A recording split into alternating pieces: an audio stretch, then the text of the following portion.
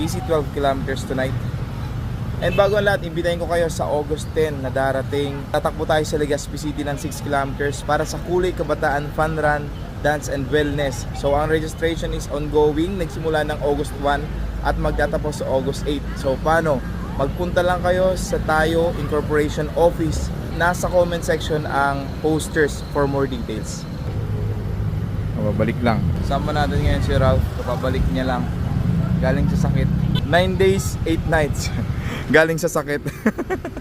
Comeback run niya to ngayon. 10 kilometers sa takbuhin natin. Hopefully matapos ko yung 12. Tara, run with us for 12 kilometers. Ease back running ang gagawin natin ngayon. Kasama ang tropa natin. Dahil matagal siyang hindi nakatakbo. Parang tayo lang din noong 2 weeks mahigit tayong hindi nakatakbo kasi galing tayong Zambales. Pero itong takbo natin ngayon ay iba din. Kasi galing si Ralph sa sakit. Kaya combination ng run and walk ang gagawin natin. Nagsimula kaming 8 PM na para lipas na ang rush hour. Sobrang maalikabok kasi kapag dito sa downtown Naga ang takbuhan dahil sa mga ginagawang daan. Kaya ngayon tamang chill na lang. Kaso yung ibang mga sasakyan parang laging manglalamon. Kahit alam naman nilang may kasalubong na naglalakad o tumatakbo. Parang laging galit sa mga pedestrian na ayaw pagbigyan na gumamit ng daan.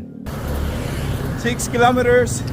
Let's go! Sa ibang part kasi hindi naman madaanan ng sidewalks. Kaya minsan talaga nasa kalsada tayo tumatakbo. Hindi ko lang maintindihan yung ibang driver. Naging na para talagang gusto kang sagiin. Kaya nga tayo may preno, di ba? Pwede namang mag-slow down. Hindi naman kakain ng 30 seconds yan. Tingin ko din minsan hindi sa ayaw nilang maabala. Minsan tingin ko ego na lang din nila siguro. Basta hindi ko alam pinaglalaban nila. Hindi ko nila lahat ha. Kasi may iba namang mga nag-giveaway at ihihinto talaga ng mga driver kapag nasa crossing sila at alam nilang tatawid ka. Saludo po sa inyo. Sa nauso ngayon, running na siguro ang pinakamaganda kasi nag-promote tayo ng healthy life. Also, nag-iimpluwensya tayo sa mga tao na maging healthy and fit. Hindi lang sa mga matatanda, kundi pati na rin sa mga kabataan. Hold up.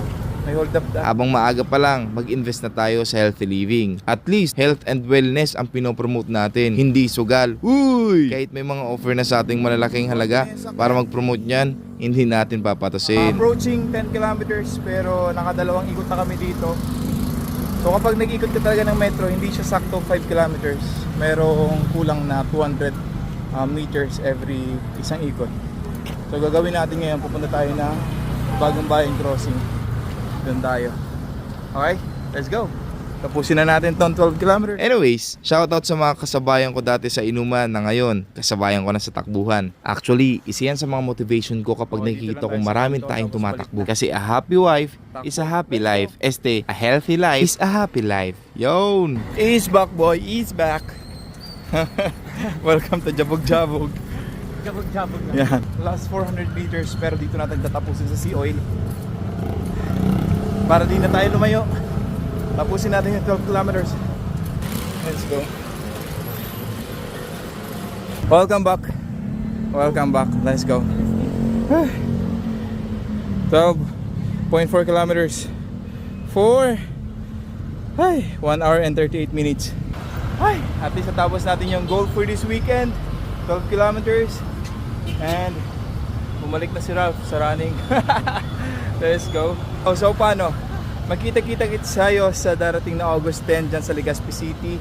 Ayan, sa Sawangan Park tayo para sa Kulay Kabataan Color Fun Run, Dance and Wellness. So registration is ongoing. Magpunta lang kayo sa Tayo Corporation Office. See posters for more details. Nasa comment section mga kaibigan. So paano? Sana sa susunod takbo kasama na namin kayo. Namara para!